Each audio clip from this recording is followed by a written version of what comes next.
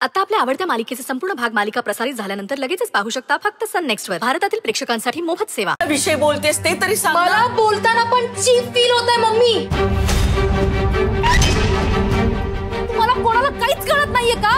Bedroom मध्ये नवा संसार सुरू झालाय.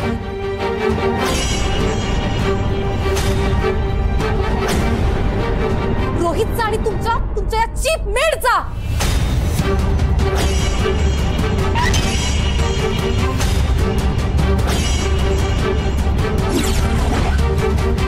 हे चालतं तुम्हाला? सोहा तू काय बोलतेस? तुला तुझं तरी कळतंय का? मला चांगलंच कळतंय.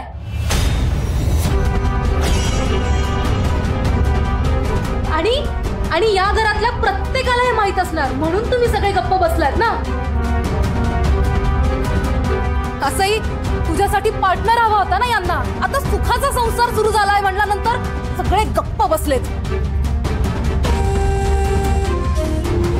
अगं तोंडाला येईल ते बोलू नकोस. कसला संसार? हो प्लीज मम्मी, तुम्हाला यातलं काही माहितीच नाहीये. असं बिहेव करू नका. इतकं सगळं उघड उघड चाललंय आणि तुम्हाला कोणाला काहीच कळत नाहीये. असं होऊच शकत नाही.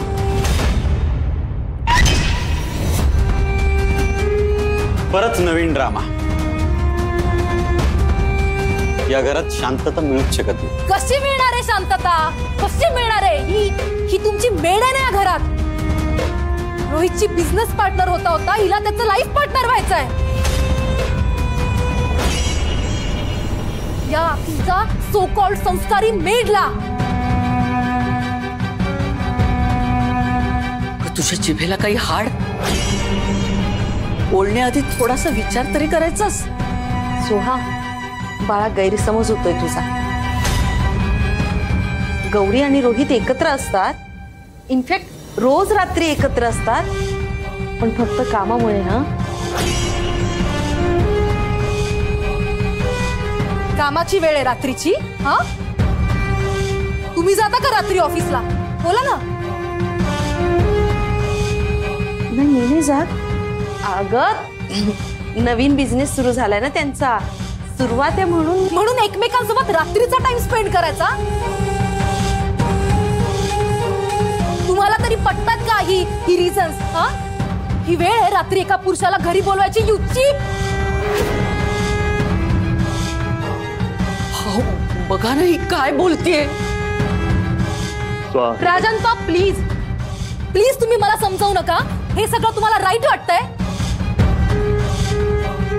काय गरज आहे रात्री हिच्या घरी काम करायची? कामाच्या नावावर कसले धंदे करतात कोण नोस.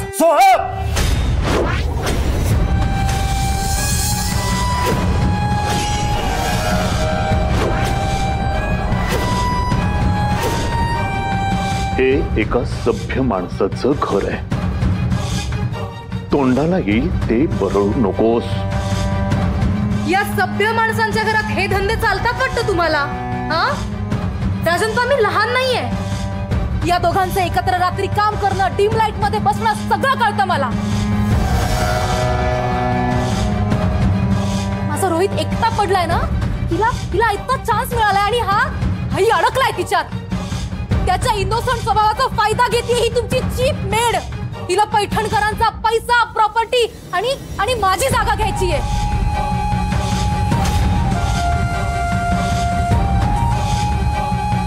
मदतीच्या नावावर इम्प्रेस करायचं, रात्री घरी बोलवायचं. मग काय, रोहितच्या जवळ याचा चान्स मिळालाच असेल ना तुला.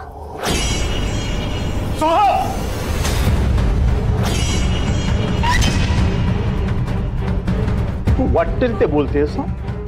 एका चांगल्या मुलीच्या चारित्र्यावर शिंतडे उडवू नकोस.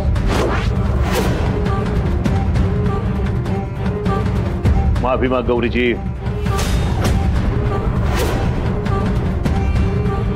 गौरीची माफी माग. तुम्ही हिच्यासाठी मला बोलताय राजनपा?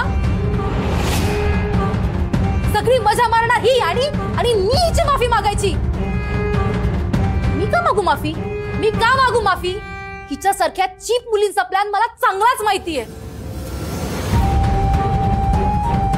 स्वतःहून रोहितच्या जवळ येणार आणि नंतर त्याला ब्लॅकमेल करणार. तेव्हा तुम्ही सगळे म्हणाल की सोहा तू करेक्ट होतीस.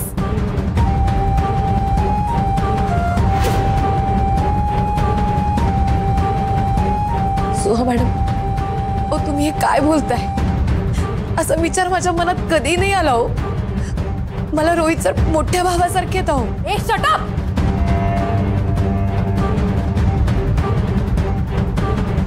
तुझी नाटकं आहेत ना ती घरच्यांसमोर करायची. मला सगळं कळतं.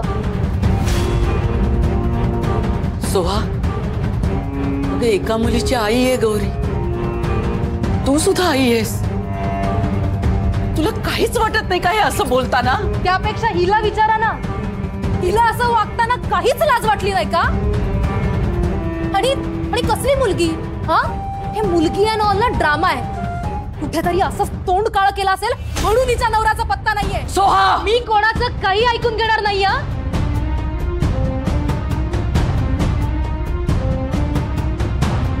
या घरात हिने बिना बापाची पोरं जन्माला घालण्याआधी हकीला हिला.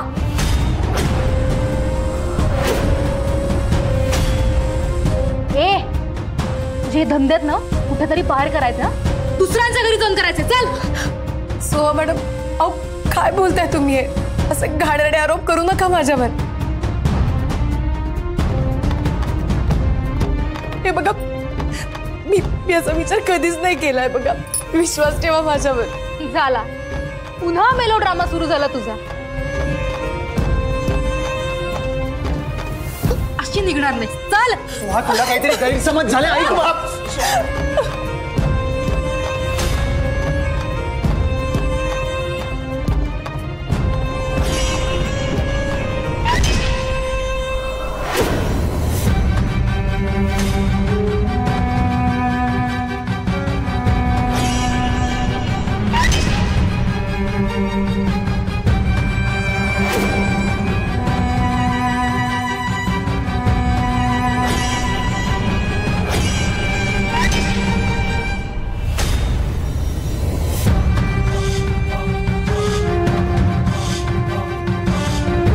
हात सोडा वहिनी. नाही सोडणार.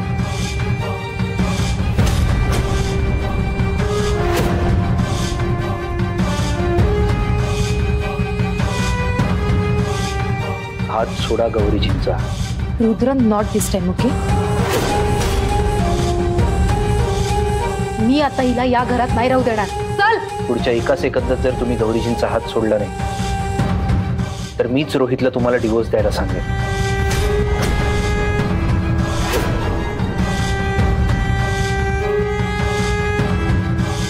मग ह्या घराबाहेर गौरीजी नाही, तुम्ही जाल. म्हणजे हिने तुलाही नादाला लावलं वाटतं. या चीप बाईमुळे तुम्हाला बोलतोय रुद्र. तिची बाजू घेऊ नकोस. ती थर्ड क्लास बाई आहे. माहित नाही कोणाचं पोरगं.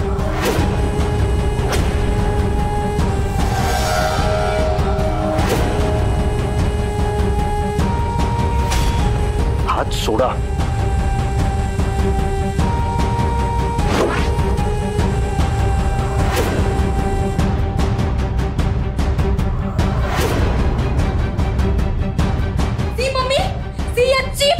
रुद्र माझ्याशी कसा बिहेव करतोय?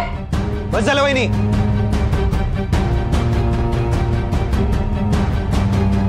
हे घाणेरडे आरोप तुम्ही कोणावर करताय? गौरीजींवर. त्यांच्या एवढी निर्मळ, निखळ, खऱ्या मनाची व्यक्ती मी आजपर्यंत पाहिलेली नाहीये.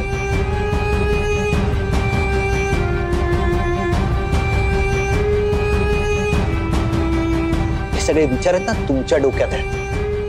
ते असा विचार कधीच करू शकत नाही. चीफ गौरीजी नाही, तुमच्या डोक्यातले विचार आहेत.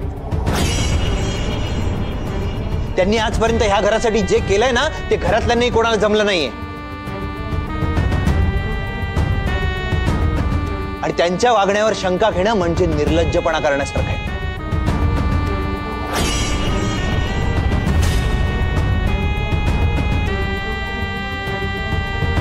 त्यांनी माझी दारू सोडवली, माझ्यावर खोटे आरोप झाले, माझ्या विरुद्ध अफवा पसरवल्या गेल्या ना तेव्हा त्यांनीच मला ह्या सगळ्यातून बाहेर काढलंय. आणि तुम्ही त्यांच्यावर घाणेरडे आरोप करताय.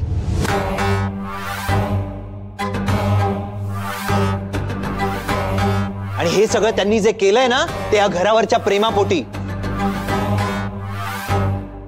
आणि तुम्ही त्यांच्याच वागण्यावर शंका घेताय?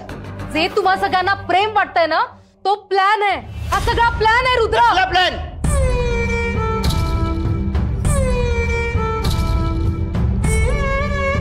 तुम्ही ज्याच्याशी गौरीजींचं नाव जोडताय ना, तो तुमच्याच जाण्यामुळे यात जिवंत नसता.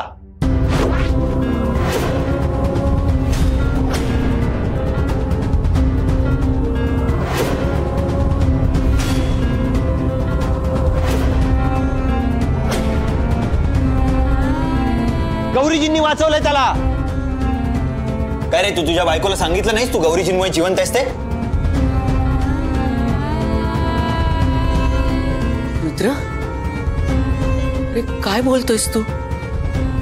काय झालं होतं रोहितला? बिझनेस मधल्या सततच्या अपयशामुळे, सोहा वहिनींचं आणि कियांचं अचानक आयुष्यातून निघून जाण्यामुळे आत्महत्या करायला निघाला होता.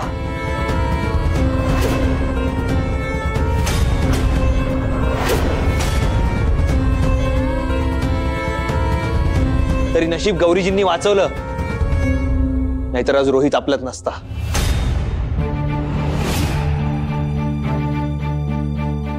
रोहित काय करतो तसा?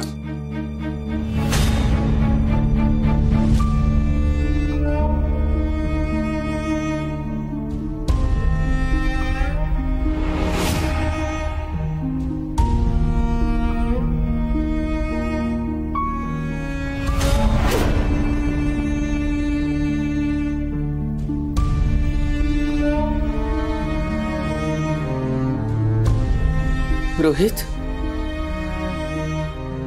काय ऐकतेय मी हे?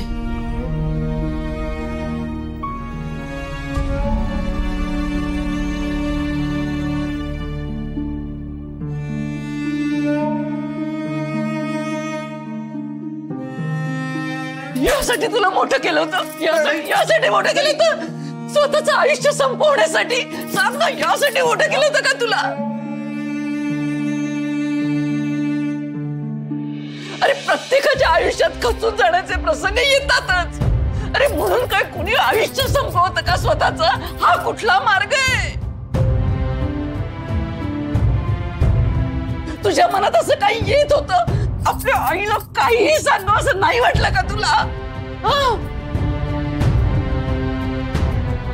असं कसं रे तू लगेच हिंमत हरतोस?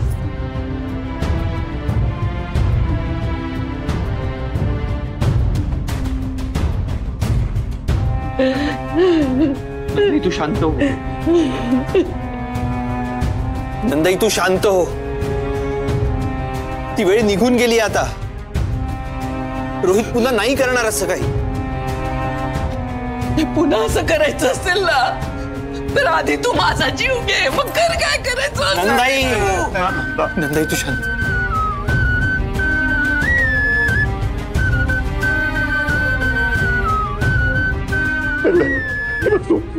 तू शांत हो ना. रुद्र म्हणाला ना की रोहित आता परत असं काहीही करणार नाहीये.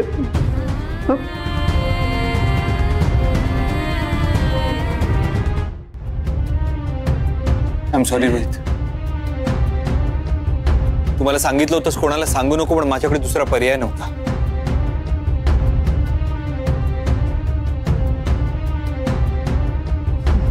चल आज चल चल चल.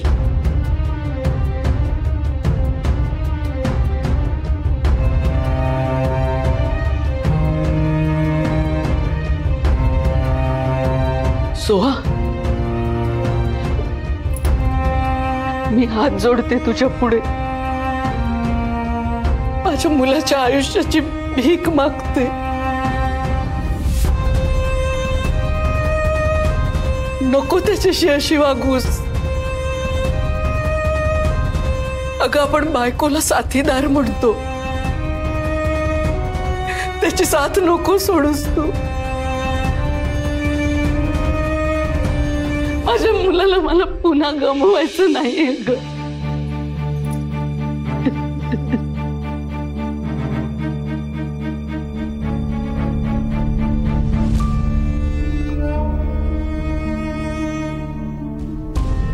सोहा, आता तर तुझ्या मनातले गैरसमज दूर झाले असतील ना? डोक्यातले भलते सलते विचार काढून टाक तू प्लीज.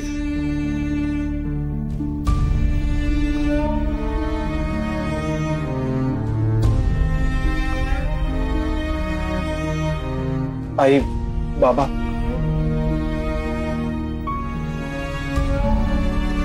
मला माफ करा.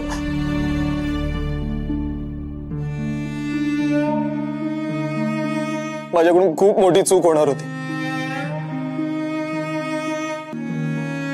माझ्यावर विश्वास ठेवा, पुन्हा अशी वेळ कधीच नाही येणार.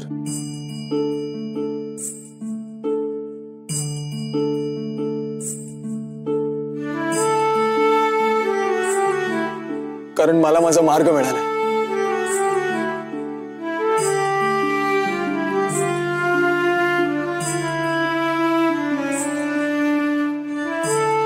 बाबा, मीही पैठणकर आहे आणि पैठणकर नेहमी परिस्थितीशी लढा देतो, तिला शरण नाही जात.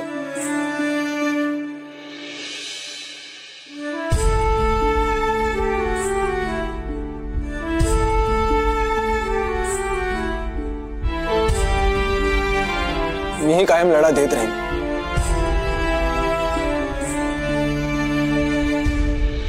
I know, me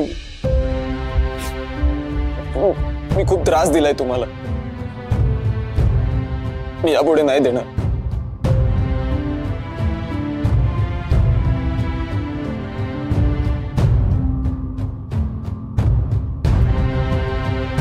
I promise.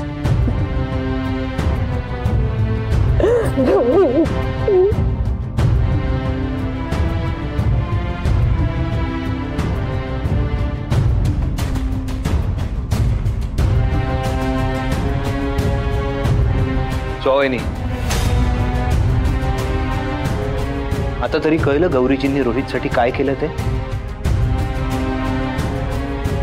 जो जीव वाचवतो ना त्याला आपण देव मानतो. आणि तुम्ही गौरीजींवरच भलते सलते आरोप करत होतात.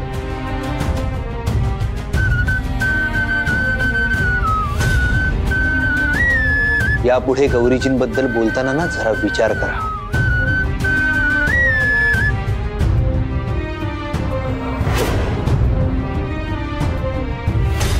गौरीजींबद्दल बोललेला एकही अपशब्द मी ऐकून घेणार नाही.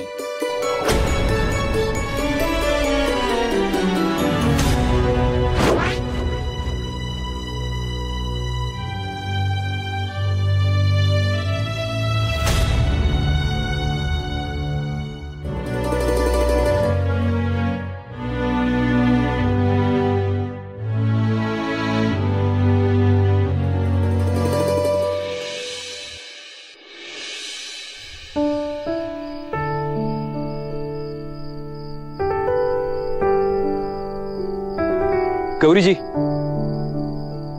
गौरीजी, प्लीज थांबा. गौरीजी, हे बघा, आता जे काही घडलं ना त्याबद्दल मी तुमची माफी मागतो. हे बघा, काही लोक असतात ज्यांचे विचारच वाईट असतात, त्याला आपण नाही काही करू शकत. प्लीज तुम्ही मनाला लावून घेऊ नका. रुद्र सर, तुम्ही नका माफी मागू माझी. कारण मी तुमचा अपमान झालेला नाही सहन करू शकत.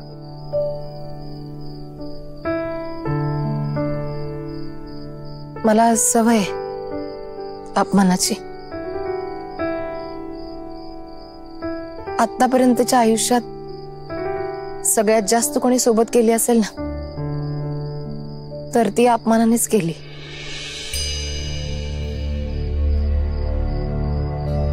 आता काहीच वाटेनासं झालंय मला या अपमानाचं. आपल्यावर कोणी खोटे आरोप केले, आपला अपमान केला तर फारसं वाईट वाटून घ्यायचंच नाही असं ठरवलंय मी आता.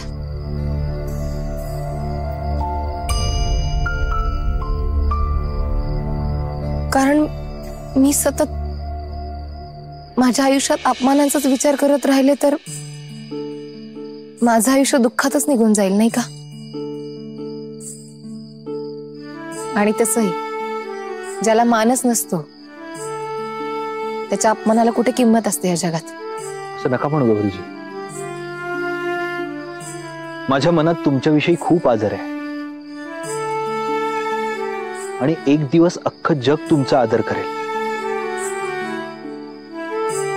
मान सन्मानाने तुमचं आयुष्य भरून निघालेलं असं. म्हणूनच मला तुमचा हा बिझनेस लवकरात लवकर मोठा करायचा आहे. मी आता आलोय ना, आपण भरभर कामाला सुरुवात करू. तुम्ही आज आराम करा. मी उद्या येतो तुमची मदत करायला.